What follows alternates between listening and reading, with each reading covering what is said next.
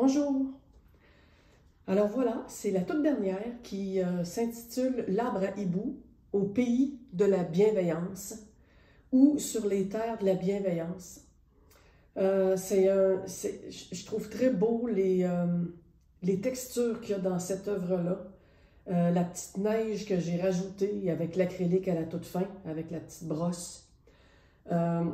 C'est une technique mixte qui a donc du Prismacolor, encore du collage de textures, de mes propres éléments aussi que j'agrandis, de petits trucs que je trouve à gauche, à droite.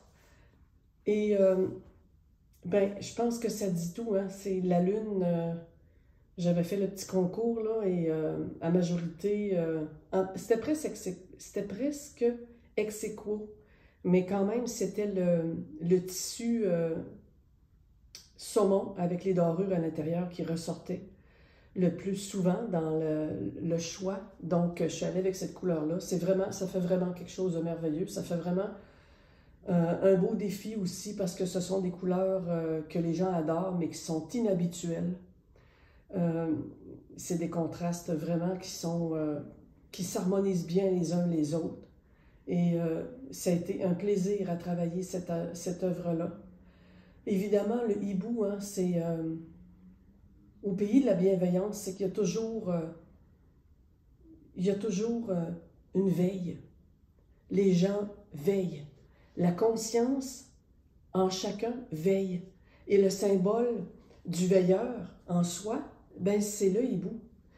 Pour moi, c'est le hibou, en tout cas. Quand je fais les coloriages en conscience aussi, hein, on fait le dessin avec le hibou, le veilleur, parce que c'est un oiseau de nuit parfait qui a une acuité incroyable. Donc, c'est l'art de voir à travers sa propre noirceur. C'est l'art de voir les conditionnements, les trucs qui font ombrage, les patterns qui sont là et qui ne nous appartiennent pas. Et au pays de la bienveillance, ben, c'est Mère, la Lune, qui chapeaute tout ça, qui s'assure que flotte une aura d'espoir et de bonté sur ces terres-là de la bienveillance. C'est tranquille encore, hein? L'hiver, c'est toujours un peu tranquille. Là, j'ai mis la petite neige là, à l'acrylique. Ici, là, toutes les petites... en vrai, c'est vraiment beau, on le voit mieux, là, toutes les petites pépites là, blanches. C'est de la neige que je rajoute avec une petite brosse à dents. Donc, je prends de l'acrylique que je dilue beaucoup dans l'eau avec la teinte que je veux. Et avec mon pouce, je frise les poils de la brosse à dents pour que ça revole finalement, puis que ça fasse... Fait que c'est du grand n'importe quoi dans le sens que il peut arriver une coulisse, il peut arriver toutes sortes de choses dans cette façon-là de faire, mais c'est ce qui fait beau.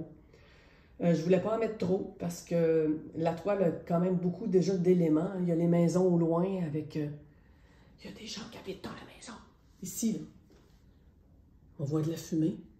On voit de la fumée. Le renard, lui, il est tranquille. Le renard, c'est juste parce que je l'ai trouvé chouette. Il est vraiment beau. C'est le petit renard qui a même cette petite niche. On associe parfois en symbolique le renard à la ruse. Oui, pourquoi pas? Le discernement, la ruse, savoir qu'est-ce qui est OK, qu'est-ce qui ne l'est pas.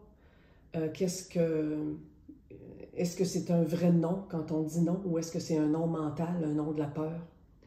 Il y a un chemin aussi qui s'en va vers ces terres-là de la bienveillance. Il y a un chemin. Et c'est un carton violacé qui a plein de petits morceaux de doré dedans, qui rappellent aussi le doré de la lune. Fait que ça fait un beau rappel en premier plan. Et évidemment, notre bonhomme de neige sympathique qui est toujours dans mes scènes d'hiver, qui est la grosse bonhomie, qui est l'innocence parfaite.